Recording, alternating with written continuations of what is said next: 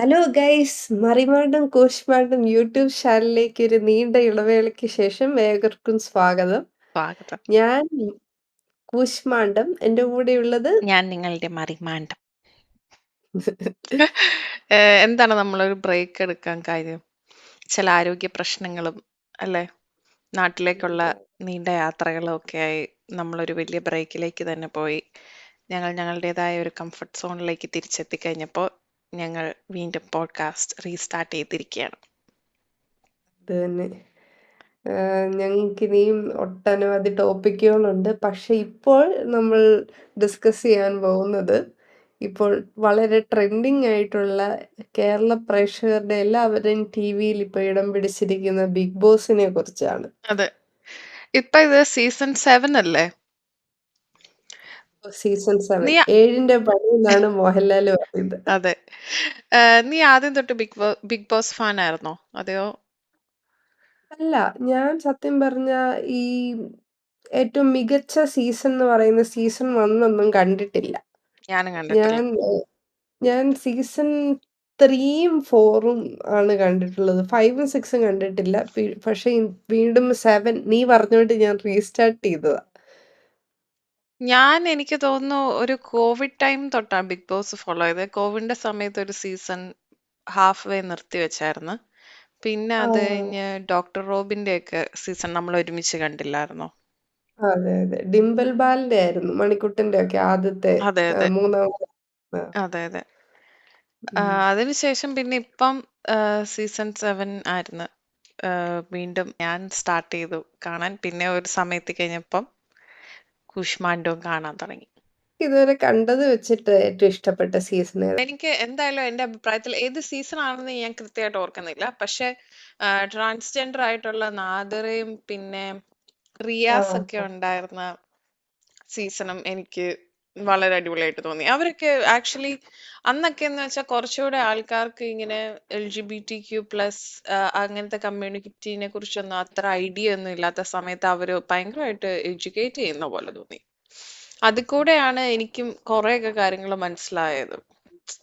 അതൊക്കെ കുറച്ച് social impact ഉണ്ടായിരുന്ന ഇപ്പം കേറുന്ന സീസണിലെ ആൾക്കാർ കുറച്ചും കൂടെ ഒക്കെ ഇത് കണ്ടിട്ട് കേറുമ്പോൾ കുറച്ചുകൂടെ ഒക്കെ അഡാപ്റ്റ് ചെയ്യുമായിരിക്കും. പക്ഷെ അന്നൊക്കെ അവർക്ക് സീസണിലുള്ളവർക്ക് ചിലപ്പോൾ ഒരു റെസിസ്റ്റൻസ് കാണും. സോ ആസ് നാട്ടുകാർ സോ അവർ അതൊക്കെ ഒരു സോഷ്യൽ സ്റ്റിഗ്മ ബ്രേക്ക് ചെയ്യുന്ന പോലെയൊക്കെ തോന്നിയായിരുന്നു. നിനക്കോ? ഫുൾ ഒരു എന്റർടൈൻമെന്റ് അല്ലെങ്കിൽ ഒരു ടൈം പാസിന് വേണ്ടിയായിരുന്നു മെയിൻ ആയിട്ട് കണ്ടുകൊണ്ടിരുന്നത്. പക്ഷെ ഈ റിയാസ് സലീം അദ്ദേഹം വന്ന് കേറിയപ്പോ തൊട്ടാണ് എനിക്ക് ശരിക്കും ബിഗ് ബോസിനോട് താല്പര്യം തോന്നാൻ തുടങ്ങിയത്. സത്യം. അതിന് മുമ്പ് സമയം കൊല്ലാൻ വേണ്ടി ഒരു ഷോ എന്ന് പറഞ്ഞ് അതിനപ്പുറത്തേക്ക് ഞാൻ അതിനെക്കുറിച്ച് ഏഹ് ചിന്തിച്ചിട്ടില്ല. ഉം. അപ്പൊ എത്രമാത്രം ഷോയില് ഒരു ഇമ്പാക്ട് ഷോയിലല്ല സമൂഹത്തിൽ ഒരു ഇമ്പാക്ട് കൊണ്ടുവരാൻ പറ്റും എന്നറിഞ്ഞത് റിയാസ് സലീം ഉം. വന്നതിന് ശേഷം. സത്യം. പക്ഷെ ആ എനിക്ക് സീസണൊക്കെ വെച്ച് നോക്കുമ്പം ഇപ്പം നടക്കുന്ന സീസൺ എനിക്ക് കാണാനായിട്ട് ഒട്ടുമേ താല്പര്യമില്ല. ഞാൻ ആ 48 മിനിറ്റ്സ് ഒക്കെ വെറും 15 മിനിറ്റ്സ് കൊണ്ടാണ് ഇപ്പൊ കാണുന്നത്. ഓടിച്ചോടിച്ച്. അതെ, അതെ. ഇപ്പം ഏഹ് വളരെ നിലവാരം കുറഞ്ഞു പോയോ എന്നാണ് എനിക്കിപ്പോ തോന്നുന്നത്. അതെ, അതെ. ഏഹ് ഒരു എന്റർടൈൻമെന്റ് ആണെങ്കിലും എന്റർടൈൻഡ് ഇല്ല. പിന്നെ സാമൂഹിക കാര്യങ്ങളിലെ പ്രതിബദ്ധത അതുമില്ല. ഉം. പിന്നെ ശരിക്കും എന്താ ഉള്ളതെന്ന് നമ്മളിപ്പോ ആലോചിച്ചു പോവും. അവിടെ ഇപ്പം കുറെ ആൾക്കാര് അടിപിടി ഉണ്ടാക്കുന്നു. ഉം. പക്ഷെ എന്താണെങ്കിലും നമുക്ക് കുറച്ച് പ്രോസിനെ കുറിച്ച് പറയാം ഈ സീസണില്. എനിക്ക് തോന്നുന്നു കഴിഞ്ഞ പല സീസണുകളിലെ വെച്ച് നോക്കുമ്പോഴത്തേക്കും ഇത്തവണ വിന്നർ ആരാന്ന് പ്രെഡിക്റ്റ് ചെയ്യാൻ ഭയങ്കര ബുദ്ധിമുട്ടുള്ള ആ പോലെ സത്യം. തോന്നുന്നുണ്ട്. ആ അതൊരു കഴിഞ്ഞ പോയിന്റ്. സീസൺ ആണെങ്കിലും അവസാനമൊക്കെ ആവുമ്പോഴത്തേക്കും ഇദ്ദേഹം എന്താണെങ്കിലും ഇവര് ജയിക്കുമെന്ന് ഏകദേശം ഉറപ്പിച്ച് വെച്ചിട്ടുണ്ടായിരുന്നു. പക്ഷെ ഇത്തവണ എല്ലാവരും ഇങ്ങനെ കട്ടക്ക് കട്ടക്ക് നിൽക്കുക. ചിലപ്പം ആർക്കും ആരെയും ഇഷ്ടമല്ലായിരിക്കും എനിക്കറിയത്തില്ല. പക്ഷേ ആ ഒരു അൺപ്രഡിക്റ്റബിലിറ്റി ഇത്തവണ എനിക്ക് കിടിലാന്ന് തോന്നിയിട്ടുണ്ട്. പിന്നെ കഴിഞ്ഞ സീസണുകളിലെയൊക്കെ പോലെ ഒത്തിരി റൈവലറി ഒന്നുമില്ല ആക്ച്വലി. അല്ലേ? ഇപ്പൊ ആൾക്കാരോട് മിണ്ടാൻ പറ്റുന്നില്ല. അവരെ കണ്ടാൽ ദേഷ്യം, അവരെ മാറിയിരുന്ന് ചീത്ത വിളിക്കുന്നു, കുറ്റം പറയുന്നു, അങ്ങനത്തെ സംഭവങ്ങളൊന്നുമില്ല. ഉണ്ട് പക്ഷെ ഞാൻ ഇത്തവണ ലൈവ് കാണുന്നില്ല. ഞാൻ ആകെ ഈ ഒരു 48 മിനിറ്റ്സിന്റെ ആ ഒരു ഇത് മാത്രമേ കാണുന്നുള്ളൂ. അതിന്റകത്ത് അധികം അങ്ങനെ കാണിക്കുന്നൊന്നും ഇല്ലല്ലോ. ഈ മെയിൻ എപ്പിസോഡില് അങ്ങനത്തെ കാര്യങ്ങളൊന്നും വരത്തില്ല. ഉം. ആ, നീ പറഞ്ഞ കറക്റ്റാന്ന് തോന്നുന്നു. ഒരു പക വെച്ചിട്ടുള്ളൊരു ആൾക്കാരില്ലെന്ന് തോന്നുന്നു. അവര് വഴക്കുണ്ടാക്കുന്നു, പിന്നെ അതങ്ങ് വെച്ചോണ്ടിരിക്കത്തില്ല. അതെ, അത് അതെ. അങ്ങനെ ഒരു പിന്നെ ചെയ്തിട്ടുണ്ട്. വഴക്കുണ്ടായി കഴിഞ്ഞാ അവര് പിന്നീട് ലൈക്ക് ഉള്ളിൽ ദേഷ്യം ഉണ്ടെങ്കിൽ കൂടെയും മിണ്ടുന്നതൊക്കെ കാണാറുണ്ട്. അങ്ങനെ അങ്ങ് മാറിയൊന്നും പോകുന്നൊന്നുമില്ല. പിന്നെ ആൾക്കാര് പണ്ടത്തെ പോലെ ഓ പുറത്ത് അവരെ കുറിച്ച് എന്ത് വിചാരിക്കും എന്നൊന്നും വിചാരിച്ച് കളിക്കുന്നതല്ല. അത് റിയൽ ആയിട്ട് കളിക്കുന്നതെന്ന് തന്നെ എനിക്ക് ആ, തോന്നുന്നത്. എനിക്കും അങ്ങനെ തന്നെ തോന്നുന്നു. പിന്നെ ഈ സീസൺ 7 ഏഴിന്റെ പണി എന്നൊക്കെ പറഞ്ഞിട്ട് വലിയതായിട്ട് എടുത്താ പൊങ്ങാത്ത പണികളോ പണ്ടത്തെ സീസണുകളിൽ നിന്ന് വ്യത്യാസമായിട്ട് ട്വിസ്റ്റോ ടേൺസോ ഒന്നും ഞാൻ കാണുന്നില്ല. ആദ്യമൊക്കെ ഇങ്ങനെ ഈ പേഴ്സണൽ ഐറ്റംസ് കൊടുക്കാണ്ടിരുന്നപ്പം കുറച്ചും കൂടെ രസം ഉണ്ടായിരുന്നു കാണാനായിട്ട്. കാരണം എന്താണ് ആൾക്കാര് പേഴ്സണൽ ഐറ്റംസ് നേടിയെടുക്കാൻ വേണ്ടി ഓരോ ഗെയിംസ് ചെയ്യുന്നതും വേറെ ആൾക്കാരുടെ ഇങ്ങനെ ഐറ്റംസ് യൂസ് ചെയ്യുന്നതും ഒക്കെ ബേസ് ചെയ്തിട്ടുള്ള കാര്യങ്ങൾ കാണാൻ രസമുണ്ടായിരുന്നു. പക്ഷെ അതിനുശേഷം ഇങ്ങനെ അല്ലേ, പ്രത്യേകിച്ച് ഒരു വഴക്കും നടക്കുന്നില്ല, ശാന്തമായിട്ട് പോകുന്നു. പിന്നെ ആകെ അടി നടക്കുന്നത് ഫുഡിന്റെ കാര്യം പറഞ്ഞ അല്ലേ. ഉം. ഇതിൽ എല്ലാ നിന്ന് സമൂഹത്തിന് എന്ത് മെസ്സേജ് ആണ് കിട്ടുന്നതെന്ന് എനിക്ക് ഇതുവരെ മനസ്സിലാക്കാൻ പറ്റിയിട്ടില്ല. ഇവിടെ സത്യം പറഞ്ഞാല് ഇന്ന് ചിന്തിച്ച് നോക്കുമ്പോ സമൂഹത്തിന്റെ റെപ്രസെന്റേഷൻ തന്നെയാ. അനാവശ്യമായ കാര്യങ്ങളില് ചുമ്മാ പൊലിപ്പിച്ച് കാണിച്ച് അതിനെ വലിയൊരു സംഭവമാക്കാൻ ശ്രമിക്കുന്നു. ഇപ്പൊ നമ്മുടെ പല കോർപ്പറേറ്റുകളിലൊക്കെ ആണെങ്കിലും ചില സമയത്ത് സംഭവിക്കുന്നത് പണി ചെയ്തില്ലേലും വലിയ പണി ചെയ്തുന്ന് പറഞ്ഞ് കാണിച്ച് പ്രൊമോഷൻ വാങ്ങാനൊക്കെ നോക്കുന്ന കുറെ മനുഷ്യരെ നമ്മള് കണ്ടിട്ടില്ലേ? അപ്പം ചെ സത്യം പറഞ്ഞാ ഇത് പറയുന്നത് സമൂഹത്തിന്റെ റെപ്രസെന്റേഷൻ ആണ്. പല സമൂഹത്തിന്റെ പല കാര്യങ്ങളും ഇതില് റിഫ്ലക്ട് ചെയ്യുന്നത് നമുക്ക് കാണാൻ പറ്റും. ആ ഒരു പോയിന്റ് ഓഫ് വ്യൂ ഉണ്ട്. ഇനി നമുക്ക് അതിൻ്റെ അകത്ത് ഉള്ളവരെ കുറിച്ച് സംസാരിക്കാം. നിനക്ക് സോഫാർ ഏതെങ്കിലും ഫേവറേറ്റ് കണ്ടസ്റ്റന്റ് ഉണ്ടോ? എനിക്ക് if I had to choose ഞാനിപ്പോ നെവിനെ ചൂസ് ചെയ്യും. ഉം. കാരണം എന്താന്ന് വെച്ചാല്, ഇതുവരെ വന്നിട്ടുള്ള കണ്ടസ്റ്റൻസ് എല്ലാം ഒരു പർട്ടിക്യുലർ പാറ്റേൺ ഫോളോ ചെയ്യുന്നെന്നോ, അതോ വേറെ ആൾക്കാരെ ഇവിടുത്തെ പോപ്പുലറായിട്ട് മുൻപുള്ള സീസണിലുള്ള ആൾക്കാരെ അനുകരിക്കുന്ന പോലെ എനിക്ക് തോന്നിയിട്ടുണ്ട്. പക്ഷേ ഇദ്ദേഹം ഭയങ്കര യുണീക്ക് ആയിട്ടുള്ള രീതിയിലാണ് കണ്ടന്റ് തരുന്നതെന്നാണ് എനിക്ക് തോന്നുന്നത്. വർത്തമാന ശൈലി ആയിക്കോട്ടെ, ആൾക്കാരോട് ഇടപെടുന്നതായിക്കോട്ടെ, എല്ലാം ആ, അദ്ദേഹത്തിൻ്റെതായ ഒരു വ്യക്തിത്വം ഉണ്ട് അതില്. അതെ, അതെ. ഞാനും നെവിനെ ഇതിനു മുന്നേ സോഷ്യൽ മീഡിയയിൽ എങ്ങും കണ്ടിട്ടില്ല. ലൈക്ക് ഉം. പക്ഷെ ഈ ഇതിന്റെ അകത്ത് ബിഗ് ബോസിനകത്ത് കയറിയതിന് ശേഷം ലൈക്ക് പുള്ളി നല്ല ബ്രില്യന്റും ആണെന്ന് എനിക്ക് തോന്നുന്നു. കഴിഞ്ഞ പ്രാവശ്യം ഇത് ടാസ്ക് കൊടുത്തില്ലായിരുന്നു, സൂപ്പർ പവർ ഗസ് ചെയ്യാൻ പറഞ്ഞ. ആ, അതെന്ത് അടിപൊളിയായിട്ട് അവൻ ഗസ് ചെയ്തത്. അതൊക്കെ ഭയങ്കര ഒരു ആ, നെവിനെ അത് ആ അത് സത്യമാണ്. അത് ഓരോ പോയിന്റ് ആയിട്ട് ഇങ്ങനെ അവസാനം ആ പുള്ളി പറഞ്ഞ് ആദ്യമേ എല്ലാവരുടെയും ആ ഒരു ചിരി കാണണമായിരുന്നു അവൻ തെറ്റിച്ചപ്പം. പിന്നെ ആ, എല്ലാവരും അങ്ങ് വാവ് വിളിച്ചിരിക്കുന്ന പോലെ. അതൊരു വാവ് മൊമെന്റ് ആയിരുന്നു നെവിന്റെ. ആ. നെവിൻ ആ, വളരെ പൊട്ടൻഷ്യൽ ഉള്ളൊരു പ്ലെയർ ആണ്. ആ, പക്ഷെ അവൻ ഫുൾ എടുക്കുന്നുണ്ടോന്നൊരു ഡൗട്ടല്ലേ? ഡൗട്ട് ഉണ്ട്. പക്ഷെ സോഫാർ എനിക്ക് നെവിനെ ഭയങ്കര ഇഷ്ടമാവും. നെവിൻ വഴക്കുണ്ടാക്കുന്നതാണെങ്കിലും രാത്രി കട്ടെടുത്ത് കുക്കീസ് ഉണ്ടാക്കുന്നതാണെങ്കിലും ഒക്കെ. പിന്നെ ഒരു ക്യാപ്റ്റൻസി ടാസ്കിന്റെ അതിന്റെ ഇടയ്ക്ക് പോയി കയറിയത് ഓർക്കുന്നുണ്ടോ? ആ, അനുമോളുടെയും അതുള്ളത് കൊണ്ടല്ലേ ഒരു ആ കണ്ടന്റ് കിട്ടിയത് നെവിൻ അവർക്ക്. അതിന്റെ ഇടയ്ക്ക് പോയി കയറിയതുണ്ട്. സത്യത്തിൽ ആ ഒരു ഭാഗം ഞാൻ സ്കിപ്പ് ചെയ്യാതെ കണ്ടത്.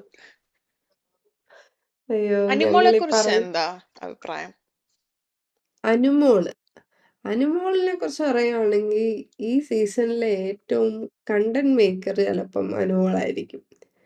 ഉം ഉം. ഇവിടെ ഒട്ടുമിക്ക ടോപ്പിക്സും റിവോൾവ് ചെയ്യുന്നത് അനുമോളിന്റെ ചുറ്റും, അല്ലെങ്കിൽ അനുമോൾ ഉണ്ടാക്കിയ എന്തേലും പ്രശ്നം കാരണമായിരിക്കും. അപ്പൊ ഉം. അങ്ങനെ പറയുമ്പോ സീസണില് അത്യാവശ്യം ഓർത്തിരിക്കുന്ന അനുമോളാ. പക്ഷേ അവര് കൊണ്ടുവരുന്ന കണ്ടന്റിന്റെ നിലവാരം കുറച്ച് ശോകമാണെന്ന് തന്നെ പറയും. പ്രത്യേകിച്ച് കഴിഞ്ഞ ദിവസം ആ പാവക്കളി ഇല്ലായിരുന്നോടി? ആ. അതിനകത്ത് അക്ബർ അങ്ങനെ ബസ്സില് ചെരിഞ്ഞ് ചെയ്യും. ആ അതൊക്കെ ഭയങ്കര പുള്ളിക്കാരത്തി നടത്തുന്ന പരാമർശങ്ങളൊക്കെ അത്യാവശ്യം ഭയങ്കര മോശം. അതെ, അതെ. അതുകൊണ്ട് പിന്നെ വേറെ ആരോ ഇതുപോലെ എന്തോ മോശം പരാമർശം നടത്തിയില്ലായിരുന്നോ? ലക്ഷ്മി ഒനീലിനെ കുറിച്ച് ഇങ്ങനെ പറഞ്ഞായിരുന്നു. നിനക്ക് ആ അനുമോളെ ഒനിലിനെ കുറിച്ച് അഭിപ്രായം? അനുമോളെ കുറിച്ച് ആക്ച്വലി എനിക്ക് അത്ര വലിയ അഭിപ്രായമില്ല. എനിക്കിങ്ങനെ പുള്ളിക്കാരത്തിയോട് ഭയങ്കര ദേഷ്യാ തോന്നുന്നത് ആക്ച്വലി. പുള്ളിക്കാരത്തി ഒരു ക്യൂട്ട്നെസ് ഓവർലോഡഡ് എല്ലാവരും അനുമോളെ പൊക്കി പിടിച്ചോണ്ട് നടക്കണം എന്നുള്ള രീതിയിലായിരുന്നു ആദ്യത്തെ കുറച്ച് നാള് അനുമോള്. അത് കഴിഞ്ഞ് പിന്നെ അനുമോളുടെ മെയിൻ ഇത് കണ്ടത് ഫുഡ് ഉണ്ടാക്കിയിട്ട് എല്ലാവർക്കും കൊടുക്കുന്ന ആ ഒരു രീതി. നന്നായിട്ട് ഉണ്ടാക്കുന്ന ഭക്ഷണം അത് ഓക്കെ. പക്ഷെ അത് വിളമ്പി കൊടുക്കുന്ന ആ ഒരു ആറ്റിറ്റ്യൂഡും ബിഹേവിയറും ഒക്കെ കാണുമ്പോൾ സത്യം പറഞ്ഞാൽ എനിക്കത് വായിന്ന് ഇറങ്ങത്തില്ല. അതേപോലെയാണ് പുള്ളിക്കാരത്തി കൊടുക്കുന്നത്. പിന്നെ ഈ പറഞ്ഞ പോലെ ഓരോരുത്തരെ ഇങ്ങനെ ബസ്സിൽ കയറുന്ന പോലത്തെ അതൊക്കെ പുള്ളിക്കാരത്തി ഇൻഡയറക്ട്ലി ഓരോന്ന് മീൻ ചെയ്ത് പറയുന്ന കണക്കാണ് എനിക്ക് തോന്നുന്നത്. കഴിഞ്ഞ ഓവറോൾ ഒരു കുലസ്ത്രീ പോലെയാ. ഈ ഈ സീസണിലെ കുലസ്ത്രീ തന്നെയാ പുള്ളിക്കാരത്തി. കുലസ്ത്രീയാണെങ്കിൽ കുറച്ചൊരു സ്റ്റാൻഡേർഡ് വരണ്ടല്ലേ? ഇത് വർത്താനത്തിന്റെ നിലവാരവും ചിന്തിക്കുന്നതിന്റെ ആ നാരോ മൈൻഡഡ്നെസ്സൊക്കെ സംസാരത്തിൽ പലതവണ എവിഡന്റ് ആണെന്ന് എനിക്ക് തോന്നിയിട്ടുണ്ട്. ആകെ ചില സമയത്തൊക്കെ എന്റർടൈൻമെന്റ് ഒക്കെയാണ്. പക്ഷെ അവര് മുന്നോട്ട് പോകുന്നത് കൂടുതലും സീരിയൽ പ്രേമികളുടെ ഒരു സപ്പോർട്ട് കൊണ്ടാന്ന് അതെ. എനിക്ക് തോന്നിയിട്ടുണ്ട്. പുള്ളിക്കാരത്തി പൊതുവേ കുറച്ച് ഓവറാണ്. ഇപ്പൊ പുള്ളിക്കാരത്തിനെ അടുത്ത ആഴ്ച എവിക്റ്റ് ആക്കിയാലും I would be like happy. ഉം. അതൊരു അതിലെന്തെങ്കിലും എന്താ ഇൻജസ്റ്റിസ് ഉണ്ടെന്ന് എനിക്ക് തോന്നത്തില്ല. ഉം. പിന്നെ ഈ അനീഷിനെ കുറിച്ച് എന്താടി അഭിപ്രായം? അനീഷ്. എനിക്ക് സത്യം പറഞ്ഞാ ഇത്തവണ അനീഷ് ജയിച്ചാലും എനിക്ക് വലിയ കുഴപ്പം കാണത്തില്ല. ഉം. ഇതെന്താന്ന് വെച്ചാ ഞാനിപ്പം സീസണ് ഇത്രയും കണ്ടിട്ട് എനിക്കാകെ ഓർമ്മയുള്ളത് അനീഷിനെയും, നെവിനെയും, ഈ അനുമോളെയൊക്കെയാ. അനുമോളെ ഓർക്കുന്ന നല്ല ഇതിനല്ല. പക്ഷെ അനീഷിന് കുറച്ച് വിവരം ഉണ്ടെന്ന് തോന്നിക്കുന്ന കുറച്ച് മൊമെന്റ്സ് കണ്ടിട്ടുണ്ട്. അന്ന് ആ ജിസേലിനെയും, ആര്യനെയും ഇവനെയും ഒരു ടാസ്കില് വിട്ടിട്ട് ഇവൻ മിണ്ടാണ്ടിരുന്നതൊക്കെ ഓർക്കുന്നുണ്ടോ? ആ ഓർക്കുന്നുണ്ട്. എനിക്ക് അപ്പൊ തൊട്ട് പുള്ളിയോടൊരു ഓ ഓക്കെ കുറച്ച് കഴമ്പുള്ളൊരു മനുഷ്യനാണെന്ന് എനിക്ക് അപ്പം മനസ്സിലായത്. എനിക്ക് ആക്ച്വലി പുള്ളി ഇത്രയും നാള് സീസണിൽ കയറിയേക്കുന്ന കോമണേഴ്സിൽ ഏറ്റവും ബെസ്റ്റ് കോമണറും ഇത്രയും നാള് നിന്ന ഒരേ ഒരു കോമണറും പുള്ളിയല്ലേ. അതെ, അതെ. പിന്നെ അനീഷിന്റെ നാട്ടുകാരൊക്കെ പറയുന്ന അനീഷ് ഈ ഒരു സ്വഭാവമേ അല്ല അവിടെ. എവിടെയൊക്കെയോ ഷോർട്സ് വീഡിയോയിൽ കേട്ടതാട്ടോ. ബട്ട് ഇത്രയും നാളും അയാൾ ആ ഒരു ക്യാരക്ടർ പിടിച്ചു നിന്നെങ്കിൽ he is something else. Like എന്റെ അങ്ങനെയൊക്കെ ഒരാൾക്ക് പ്രിറ്റൻഡ് ചെയ്ത് ഇത്രയും നാള് നിൽക്കാൻ പറ്റുമോ? അതെനിക്ക് അറിഞ്ഞൂടാ. ചെലപ്പോ ഇതിനു വേണ്ടി ഇയാൾ ഇങ്ങനെ വർഷങ്ങളായി പ്രിപ്പയർ ചെയ്തുകൊണ്ടൊക്കെ ഇരിക്കുന്നതല്ലേ. വളരെ പഠിച്ചിട്ടൊക്കെ ചെയ്തപ്പോ ഈ ഒരു ക്യാരക്ടർ ആയിരിക്കും ഇതിനകത്ത് ബെസ്റ്റ് എന്ന് വിചാരിച്ചു. അതെ അതെ. പിന്നെ ആ കണ്ണടച്ച് കിടക്കണ കണ്ടു. അതൊക്കെ ഭയങ്കര ഫേമസ് ഐക്കോണിക് ആയല്ലോ. ആയി. അതെ, അതെ.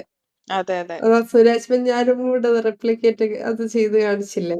അത് അടിപൊളിയായിരുന്നു. ആ. അപ്പം അനീഷ് ഇത്തവണ കോമണർ ജയിച്ചാലും എനിക്ക് വ്യക്തിപരമായിട്ട് I wouldn't be too sad about it. അയാൾ ഡിസേർവിംഗ് ആണ് ടു ബി ഓണസ്റ്റ്.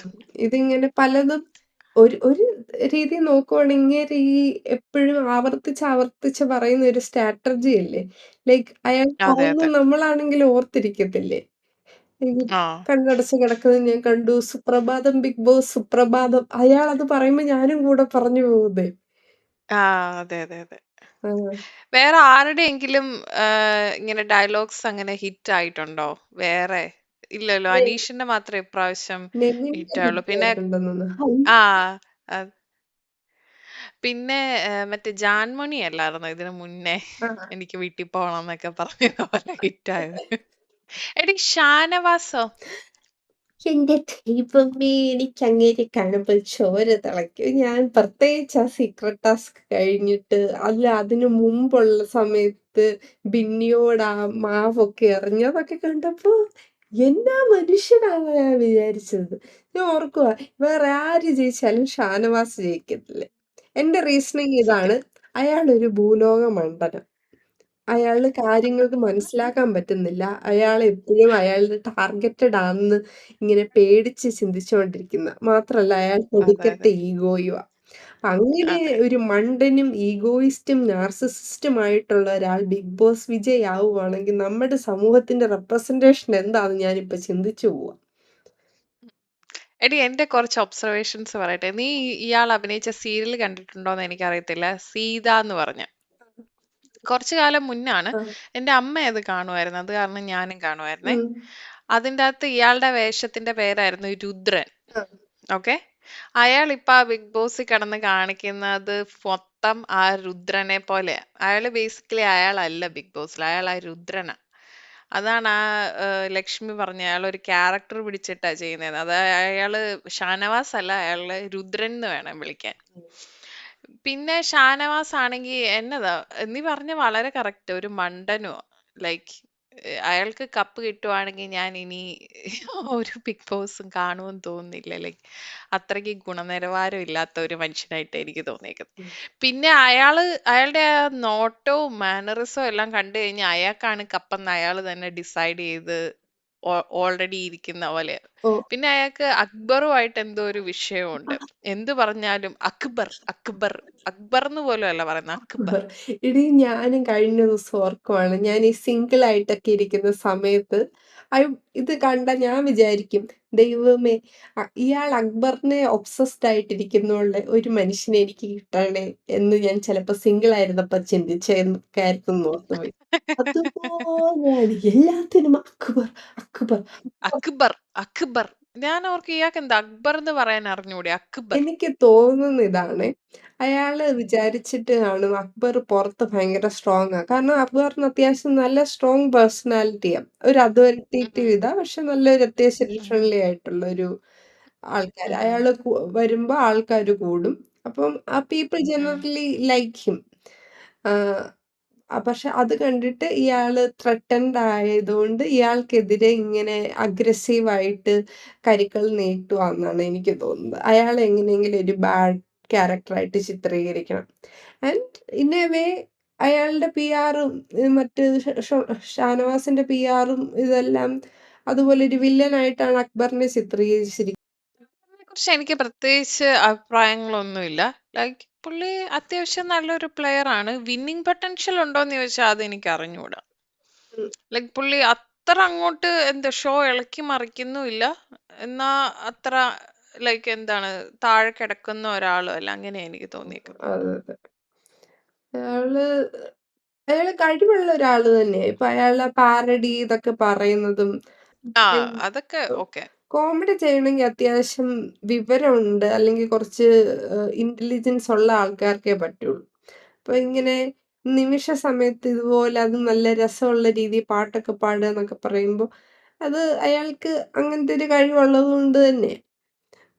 പക്ഷേ പാട്ടിലേക്ക് മാത്രം ഒതുങ്ങി നിക്കുവാണെങ്കിൽ നമ്മള് ബാക്കി എന്തൊക്കെ കാണാൻ പറ്റും എന്ന് ഞാനിങ്ങനെ ചിന്തിക്കാറുണ്ട്. ലൈക്ക് വേറെ അപ്പാർട്ട് ഫ്രം അതെ, അതെ. ദാറ്റ് കണ്ടന്റ് ഒന്നുമില്ല. പക്ഷേ ഇപ്പം ഞാൻ കണ്ട എപ്പിസോഡ് വെച്ചിട്ട് എനിക്ക് മനസ്സിലായത് അവിടുത്തെ ഹൗസ് മെമ്പേഴ്സ് എല്ലാം അയാളെ ഒരു വലിയ വില്ലനായിട്ട് ചിത്രീകരിക്കാനുള്ളൊരു തത്രപ്പാടില്ല.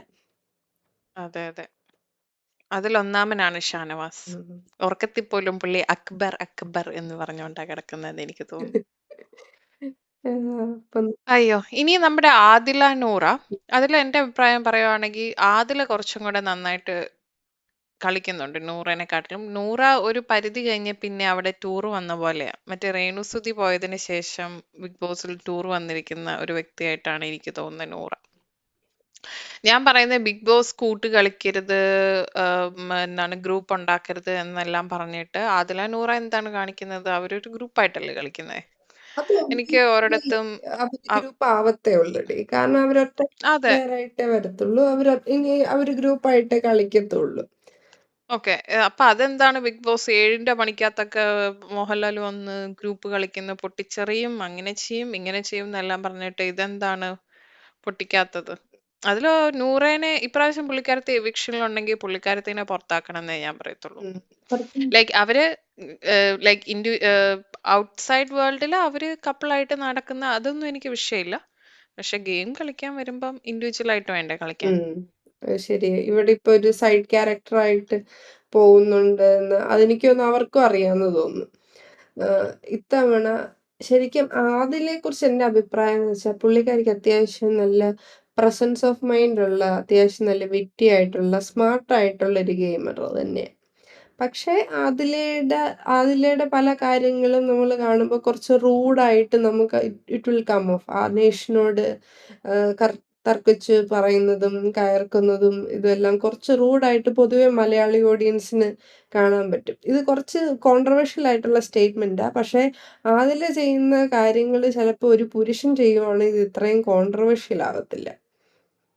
എനിക്ക് തോന്നി ഞാൻ ആദിലയുടെ ഒരു പെർഫോമൻസ് അളക്കുമായിരുന്നെങ്കിൽ ആദ്യം ഈ ഷോ തുടങ്ങിയ സമയത്ത് ആദിലയുടെ ഗ്രാഫ് താഴെയും നൂറ മുകളിലുമായിരുന്നു. ആ നെവിനെയൊക്കെ ഔട്ടാക്കുമ്പോൾ നൂറയുടെ ഒരു പെർഫോമൻസ് ഒക്കെ നീ കണ്ടതല്ലേ? നീ ഇവിടുന്ന് പോ, പറഞ്ഞ വാക്ക് പാലിക്കുന്നൊക്കെ പറഞ്ഞ് നൂറയുടെ ഗ്രാഫ് കുറച്ച് പൊങ്ങിയായിരുന്നു നിന്നെ. ഉം. പിന്നെ ഓവർ ദ ടൈം നൂറിനെ കുറിച്ച് എനിക്ക് ഓർക്കുവാണെങ്കിൽ ആ ഒരു കാര്യം മാത്രമേ നൂറ് ചെയ്തതായിട്ട് തന്നെ എനിക്ക് തോന്നുന്നുള്ളൂ. പിന്നെ ആദിലെയാണ് കുറെയൊക്കെ ആൾക്കാരെ ജയിലിൽ വിടാനും അവിടെ പോയി പ്രൊവോക്ക് ചെയ്യാനും ഒക്കെ മുന്നിട്ട് നിൽക്കുന്നത്. ഉം. പിന്നെ പുള്ളിക്കാരത്തി അത്യാവശ്യം റൂഡാണ്. പക്ഷെ ഗെയിമിനെ ഗെയിമായിട്ട് തന്നെയാണ് പുള്ളിക്കാരത്തി കാണുന്നതെന്ന് എനിക്ക് തോന്നുന്നു. അതില് റൂഡാന്ന് ഞാൻ കണ്ട കാര്യം എന്താന്ന് വെച്ചാ, ഇപ്പൊ പലതവണയും പാർട്ട്ണറായിട്ടുള്ള നൂറ ഇപ്പൊ എന്തേലും ഉപദേശിക്കാൻ വരുവാണെങ്കില്, അങ്ങ് അടിച്ച് വരുവാ. "എന്നോടിത് പറയണ്ട. ഞാൻ മണ്ടിയല്ല. എനിക്കിത് പറയാൻ മനസ്സിലാക്കാനുള്ള ബോധമുണ്ട്. ബേബി എന്നോട് അങ്ങനെയൊന്നും പറയണ്ടാന്ന്" പറയുക. ഞാനിപ്പം ഓർക്കും, നമ്മുടെ ഭർത്താക്കന്മാരിപ്പം എന്തേലും ഉപദേശം വരുവാണെങ്കി, നമ്മളതുപോലെ അങ്ങ് തറപ്പിച്ചങ്ങ് അതുപോലെ പറയുമോ? നമ്മള് കുറച്ചും കൂടി അതുപോലെ പറയത്തില്ല, പക്ഷെ കേക്കത്തുമില്ലല്ലോ. അതല്ല, ഏഹ് എനിക്കത് കേട്ടാല് ഇപ്പം എന്റെ പാർട്ട്ണർ എന്നോട് ആ രീതി പറയുവാണെങ്കി എനിക്ക് ഒരു ഭയങ്കര ബുദ്ധിമുട്ടാവും. അവർ അതെനിക്കും ബുദ്ധിമുട്ടാവും.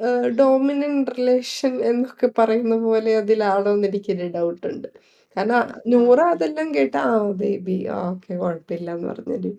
ഇനി ഇവരുടെ ഇങ്ങനത്തെ ചില മൊമെന്റ്സ് മാത്രം സെലക്റ്റീവായിട്ട് ഏഷ്യാനെറ്റ് കാണിച്ചിട്ട് അതിലിനെ ഒരു വില്ലനാക്കാൻ നോക്കുന്നതാണോന്ന് എനിക്കറിയത്തില്ല. ചിലപ്പോ അതായിരിക്കും. പോസിറ്റീവ്സ് കാണിക്കത്തില്ലല്ലോ മോസ്റ്റ്ലി. ഉം. പിന്നെ എനിക്ക് ആകെ ഇവരുടെ കാര്യത്തിൽ വിഷമായപ്പോ ഇവര് ആ ഫാമിലി റൗണ്ട് വന്നപ്പോ ഇവരുടെ വീട്ടിൽ നിന്ന് മാത്രം ആ. ലൈക് ക്ലോസ് റിലേറ്റീവ്സ് ആരും വന്നില്ലല്ലോ. ആ. പക്ഷെ അവര് ഭയങ്കരമായിട്ട് എക്സ്പെക്ട് ചെയ്തിരുന്നെന്ന് തോന്നുന്നു. അവരുടെ ഒരു അൾട്ടിമേറ്റ് ഗോള് തന്നെ ഇതിൽ വന്നത് ലൈക് വീട്ടിൽ നിന്ന് ആരെങ്കിലും കാണാം, റിലേറ്റീവ്സുമായിട്ടും ഒന്ന് റീയുണൈറ്റ് ചെയ്യാമെന്നൊക്കെ വിചാരിച്ചിട്ടായിരിക്കും. ലൈക് എത്രയാന്ന് പറഞ്ഞാടി ഇങ്ങനെ ലൈക് ഓക്കെ അവരൊരു തീരുമാനം എടുത്തു, ഓക്കെ, പക്ഷെ എത്രയാന്ന് പറഞ്ഞാ ഇങ്ങനെ മാറി താമസിക്കുന്നേ? അവരുടെ സിബ്ലിങ്സിനെ കാണണംന്ന് അവർക്ക് അതിയായ ആഗ്രഹം ഉണ്ടായിരുന്നെന്ന് തോന്നുന്നു. അതെ അതെ. പേരൻസിനെ അല്ല, സിബ്ലിങ്സ്. അതെ അതെ. സിബ്ലിങ്സിനെ അത് അവര് മെൻഷൻ ചെയ്തായിരുന്നു. അതുപോലെ തന്നെയല്ലേ നാദിറയുടെ ഒക്കെ വീട്ടിൽ നിന്ന് ആൾക്കാര് ഈ ഷോ വഴിയല്ലേ യുണൈറ്റ് ആയത്. ആണോ? അപ്പം അതൊക്കെ അതില്ല. വെച്ചായിരിക്കും അവര് വന്നത്. പക്ഷെ അതൊരു ചെറിയ വിഷമായി പോയി. ഇനി ഒരേ ഒരു കണ്ടസ്റ്റന്റ് അല്ല, 2 കണ്ടസ്റ്റന്റ്സും കൂടെ ഉണ്ടല്ലേ, ലക്ഷ്മിയും ആര്യനും. അതെ, അതെ. ലക്ഷ്മി ആര്യൻ. നമുക്ക് എടി സാബുമാൻ, അത് അത് ഷോയ്ക്കകത്തുള്ള നമ്മള് പോലെ മറന്നത് പോലെ തന്നെ. അതെ, എല്ലാരും മറന്നുപോയി. പ്രത്യേകിച്ച് എന്റെ ദൈവമേ! ഒന്നും ചെയ്യുന്നൊന്നുമില്ല. സോ സാബുമാന്റെ ഡിസ്കസ് ചെയ്തില്ലേലും കാര്യമില്ല. കപ്പും കിട്ടുമെന്ന് എനിക്ക് തോന്നുന്നില്ല. ചിലപ്പോ ഉടനെ തന്നെ ഔട്ടും ആകുമായിരിക്കും. പക്ഷെ ഗെയിം കളിക്കുന്നില്ലാന്നേ ഉള്ളൂ. As A person I think പുള്ളി നല്ലതാന്ന് ഉം. തോന്നുന്നു. ഇപ്പം ശരിക്കും പറഞ്ഞ് ഇന്ന് ഓർത്തുപോയി. സാബുമാൻ കപ്പ് കിട്ടുവാണെങ്കി ഭയങ്കര വൻപൻ വെറൈറ്റി അല്ലേ? സാധാരണ ഇവിടെ കപ്പ് കിട്ടുന്ന ആരും ഇങ്ങനെ ഭയങ്കര ജ്വലിച്ച് നിന്ന് ഭയങ്കര വോയിസ് ഒക്കെ റേസ് ചെയ്യുന്ന ഒരു വ്യക്തിയല്ലേ? ഇങ്ങേരാണെങ്കി എപ്പഴും ന്യൂട്രലായിട്ട് നിക്കുക, സൗമ്യമായിട്ട് സംസാരിക്കുക, അങ്ങനത്തെ ഒരാള് ജയിച്ചാ വെറൈറ്റി ആവും. പക്ഷേ I don't want him to win. Because അയാള് ബാക്കിയുള്ളവരെ വെച്ച് നോക്കുമ്പോ എഫേർട്ട് ഇടുന്നതായിട്ടോ എന്തേലും ചെയ്യുന്നതായിട്ടോ എനിക്ക് തോന്നുന്നില്ല. പക്ഷെ ആസ് എ ക്യാപ്റ്റൻ സാബുമ്മൻ കുറച്ചും കൂടെ നല്ല പോയിന്റ്സ് മേക്ക് ചെയ്ത് ആൾക്കാരെ ഒന്ന് നിലക്ക് നിർത്താനൊക്കെ നോക്കിയെന്ന് എനിക്ക് തോന്നുന്നുണ്ട്. At least he was trying. പുള്ളിക്കാരൻ എപ്പോഴോ ദേഷ്യപ്പെടുന്നൊക്കെ കണ്ടേ. പിന്നെ ലൈക് ദേഷ്യപ്പെടണം എന്നല്ല, ശാന്തമായിട്ട് നിന്ന് ആൾക്കാർക്ക് ജയിക്കാമെന്ന് പുള്ളിയെ കൊണ്ട് പ്രൂവ് ചെയ്യാൻ പറ്റുവാണെങ്കിൽ ഓക്കെ, ഞാൻ അതും ഒരു കേട്ടിട്ടുള്ളത് വെറൈറ്റി ഇങ്ങനെയാണേ. ആയിരുന്നു. ഈ സാബുമോന് വേണ്ടി ആൾക്കാര് വോട്ട് ചെയ്യുന്നത് എന്തിനാന്ന് വെച്ചാ, വേറെ ആർക്കും വോട്ട് ചെയ്യാൻ തോന്നാത്തത് കൊണ്ട് ഒരു നോട്ടാ വോട്ട് പോലെയാണ് ഇങ്ങേർക്കെല്ലാം കിട്ടുന്നതെന്ന് പറയുന്നത്. ഓക്കെ. പക്ഷെ അത് നോക്കുമ്പോ സത്യാന്ന് തോന്നിപ്പോകും. കാരണം ഇത്തവണ ഈ സീസണില് മിക്ക പ്രേക്ഷകർക്കും ഒരു പർട്ടിക്കുലർ ആളെ എടുത്ത് ഇഷ്ടപ്പെടുന്നില്ല. ഉം. അത് സത്യ. കുറച്ച് നാൾ ഒരാളെ ഇഷ്ടപ്പെട്ട് കഴിയുമ്പോൾ അവരെന്തെങ്കിലും കാണിക്കും, പിന്നെ ആ ഒരു ഇത് ഷിഫ്റ്റ് ചെയ്യും, അങ്ങനെ കയറി ഇറങ്ങിപ്പോവാം. എനിവേ, ഞാൻ ഫൈനൽ എപ്പിസോഡ് ഫോർ ഷുവർ കാണുമായിരിക്കും. കാരണം എനിക്ക് തന്നെ ഒരു ക്യൂരിയോസിറ്റി ഉണ്ട് ആരായിരിക്കും വിൻ ചെയ്യുന്നത്. എനിക്ക് പ്രത്യേകിച്ച് പ്രഡിക്റ്റ് ചെയ്യാനായിട്ടൊന്നും പറ്റുന്നില്ല. ഇനി ലക്ഷ്മിയുടെ കേസാണെങ്കിൽ ഞാൻ സത്യം പറയട്ടെ, ലക്ഷ്മി ആദ്യമേ വന്നപ്പം എനിക്ക് ഭയങ്കര പൊട്ടൻഷ്യൽ ഉള്ളൊരു കണ്ടസ്റ്റന്റ് ആയിട്ടാ തോന്നിയത്. പറയുന്നതിൽ വ്യക്തത ഉണ്ടായിരുന്നു, ക്ലാരിറ്റി ഉണ്ടായിരുന്നു, നല്ല അസർട്ടീവ് ആയിട്ട് പറയും, നല്ല സ്ട്രോങ് ആയിട്ടൊരു ക്യാരക്ടർ ആയിരുന്നു. പക്ഷെ ആ ഒനീലിന്റെ ആ കേസ് ഇല്ലാത്ത കാര്യം, സെക്ഷൽ അലിഗേഷൻ അതങ്ങ് പൊലിപ്പിച്ച് വന്നതിന് ശേഷം എനിക്ക് അവരോടുള്ള സകല റെസ്പെക്റ്റും പോയി. എനിക്ക് ലക്ഷ്മി വന്നപ്പോഴേ എനിക്ക് വലിയ താല്പര്യമില്ലായിരുന്നു. എനിക്ക് ലക്ഷ്മി എത്രയും പെട്ടെന്ന് ഔട്ടായി പോകണമെന്നായിരുന്നു. എനിക്ക് അത് തോന്നാനായിട്ട് മെയിൻ കാരണം, പുള്ളിക്കാരത്തിക്ക് സ്വന്തമായിട്ട് എന്തെങ്കിലും കണ്ടന്റ് ഉണ്ടോ? പുള്ളിക്കാരത്തി ബാക്കിയുള്ളവരുടെ അല്ലെങ്കിൽ എന്തെങ്കിലും ഫുഡിന്റെ പ്രശ്നം അങ്ങനെയൊക്കെ ഇടപെടുവല്ലാതെ വേറെ പ്രത്യേകിച്ച് പുള്ളിക്കാരത്തി എന്തെങ്കിലും ചെയ്യുന്നതായിട്ട് എനിക്ക് തോന്നിയിട്ടില്ല. അത് ശരിയാ. ഇപ്പൊ ഒരു പാരസിറ്റിക് റിലേഷൻ പോലെയാന്നാ തോന്നുന്നത്. ഇപ്പം അതെ, അതെ. ഒരു ഫാൻ ബേസ് ഉണ്ടെന്ന് അറിഞ്ഞതിന് ശേഷം മനീഷിനോടും ഷാനവാസിനോടൊക്കെ ഒരു സോഫ്റ്റ് ആയിട്ട് പെരുമാറാൻ തുടങ്ങി. പക്ഷെ ഉം. ബാക്കിയുള്ളവരോട് ഭയങ്കര അഗ്രസീവ് ആയിട്ട് താഴ്ത്തി കെട്ടുന്ന പോലത്തെ ഒരു വർത്താനം. ഇപ്പൊ റിയൽ ലൈഫിൽ അങ്ങനെ ഒരാളുണ്ടെങ്കിൽ നമ്മള് അവരോട് മിണ്ടാനോ മൈൻഡ് ചെയ്യാനോ പോകുന്ന എനിക്ക് തോന്നുന്നില്ല. തോന്നുന്നില്ല. അത് സത്യം. ഇനി ആര്യനും കൂടെ ഉള്ളൂ. ആര്യൻ ആര്യനെ കുറിച്ച് എന്താ അഭിപ്രായം? എനിക്ക് പ്രത്യേകിച്ച് പുള്ളി ഒരു ഗെയിമറാണ്. ഇങ്ങനെ ടാസ്ക് ഒക്കെ വരുമ്പോൾ നന്നായിട്ട് പെർഫോം ചെയ്യുന്നുണ്ട്. ബാക്കി പുള്ളിക്ക് തോന്നിയ പോലെയാന്നാ എനിക്ക് തോന്നിയേക്കുന്നത്. എനിക്ക് ഇപ്പൊ തമിഴ് ഭേദം കുറച്ചും കൂടെ ബെറ്റർ ആയിട്ടുള്ളത് ആര്യനാന്ന് തോന്നുന്നത്.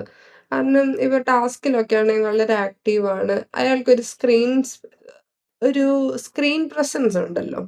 അപ്പം ഉം. അത് മാത്രല്ല, കുറച്ച് നമ്മുടെ ഒരു നോർത്ത് ഇന്ത്യൻ മലയാളി എന്നുള്ള ഒരു സവിശേഷതയുണ്ട്. നമ്മളങ്ങനെ അധികം ആൾക്കാരെ കണ്ടിട്ടുമില്ല. അപ്പൊ ആ ഒരു വെറൈറ്റി ഉണ്ട്. ഉം.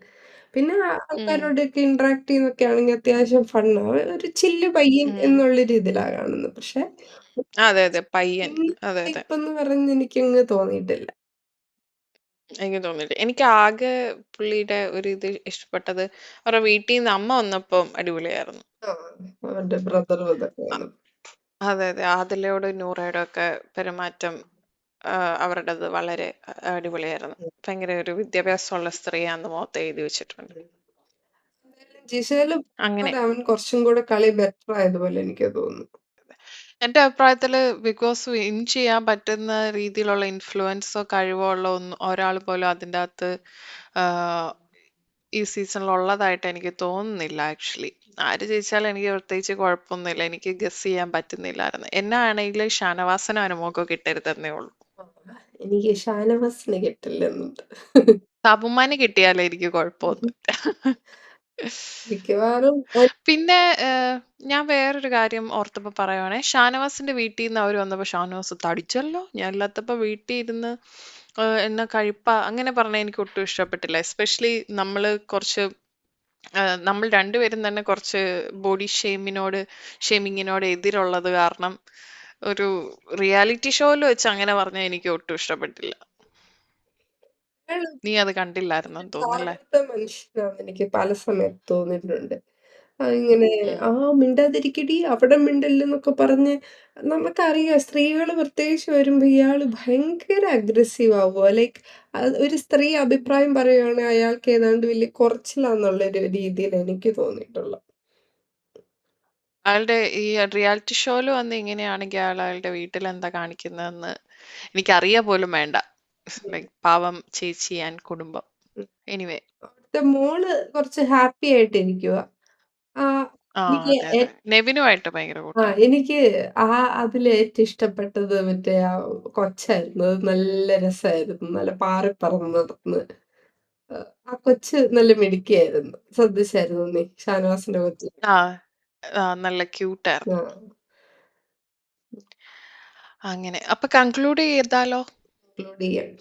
അപ്പോൾ നമുക്ക് അവസാനം നമ്മുടെ ആഗ്രഹിക്കുന്ന വിന്നറും പക്ഷെ ചിലപ്പോ എത്താൻ മിക്കവാറും ചാൻസ് ഉള്ള വ്യക്തി ആരാന്ന് പറഞ്ഞങ്ങ് നിർത്താം.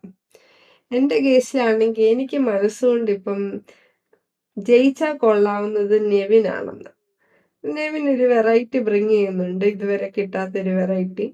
നെവിൻ ഫണ്ണാണ്. നെവിൻ ഉള്ളതുകൊണ്ടാണ് ഞാൻ ഷോ വാച്ച് ചെയ്യുന്നത്. അതുകൊണ്ട് നെവിന് കിട്ടണമെന്നാണ് എൻ്റെ ആഗ്രഹം. പക്ഷേ റിയാലിറ്റിയിൽ നോക്കുമ്പം നെവിന് അത്രയും ഫാൻ ബേസോ ഒരു വലിയ ഫോളോയിങ്ങോ ഇപ്പം നിലവിലില്ല. മാത്രമല്ല നെവിലിൻ്റെ ശൈലിയും നടത്തവും വർത്താനവും ഒക്കെ മിക്ക മലയാളി പ്രേക്ഷകർക്കും ഇഷ്ടപ്പെടണം എന്ന് എനിക്ക് തോന്നുന്നില്ല. പ്രത്യേകിച്ച് വളരെ ആം, പുര സ്ത്രീ അങ്ങനത്തെ ആൾക്കാർക്കൊക്കെ. പിന്നെ ഉം, മിക്കവാറും വിന്നർ ആവാൻ പോകുന്നത് എൻ്റെ പ്രഡിക്ഷനിൽ അനീഷായിരിക്കും. അനീഷ് നല്ല ഫാൻ ഫോളോയിങ് ഉണ്ട്. അയാൾ ഒരു കോമണർ ആണ് എന്ന ആ ഒരു ചിന്ത എല്ലാ മലയാളി പ്രേക്ഷകരുടെ തലയിൽ എത്തിക്കാൻ അയാൾക്ക് സാധിച്ചിട്ടുണ്ട്. അതുകൊണ്ട് സിമ്പതി വോട്ടാണെങ്കിൽ പോലും അയാൾക്കത് കിട്ടും. ഇനി നിന്റെ എന്റെയും എന്റെയും ഇവര് രണ്ടുപേരും തന്നെ. എനിക്ക് അനീഷിനെക്കാട്ടിലും നെവിന് കിട്ടിയാ കൊള്ളാം എന്നുണ്ടായിരുന്നു. കാരണം ഫാൻ ബേസ് ഒന്നും ഇല്ലാതെ വിൻ ചെയ്ത് വരുന്നതും ഒരു അതല്ലേ നല്ല പ്രത്യേകതയല്ലേ. അവിടെ ഉള്ളവരിൽ ഏറ്റവും കണ്ടന്റും എന്റർടൈൻമെന്റും എല്ലാം തരുന്ന ഒരു വ്യക്തി നെവിനാണ്. നെവിൻ അല്ലെങ്കിൽ എന്റെയും വിഷ് അനീഷ് ജയിക്കണം എന്നാണ്. കാരണം കോമണർ ആണ് എന്നുള്ള ഇത്. പിന്നെ പുള്ളി അത്യാവശ്യം ഇങ്ങനെ ലോക്കൽ കേസസും നിലവാരമില്ലാത്ത കേസസും ഒന്നും പുള്ളി പിടിക്കുന്നില്ല. വള്ളിയൊന്നും പിടിക്കുന്നില്ല. അങ്ങനെ ആൾക്ക് പരന്നിരിക്കുന്നത് അതെ, ഇല്ല. അതെ. പുള്ളി ഒരാളെ കുറിച്ച് കുറ്റം വേറൊരാളോട് പറയുന്നത് കേട്ടിട്ടില്ല. എല്ലാവരുടെയും കേൾക്കുന്നുണ്ടിരുന്ന്. അതല്ലാതെ ഭയങ്കര ഒരു ഡീസന്റ് ബിഹേവിയർ ആയിട്ടാണ് എനിക്ക് തോന്നിയത്. പിന്നെ ഒത്തിരി തവണ ഇങ്ങനെ റിപ്പീറ്റ് അടിച്ച് പറയുന്നത് കൊണ്ടാണല്ലോ ആൾക്കാരെ അയാളെ ഓർത്തിരിക്കുന്നത്. അത് തന്നെ. അങ്ങനെ. ഉം. അപ്പോൾ അപ്പോൾ പുതിയൊരു എപ്പിസോഡുമായി അടുത്ത ആഴ്ച വീണ്ടും സന്ധിപ്പും വരിക്കും. വണക്കം.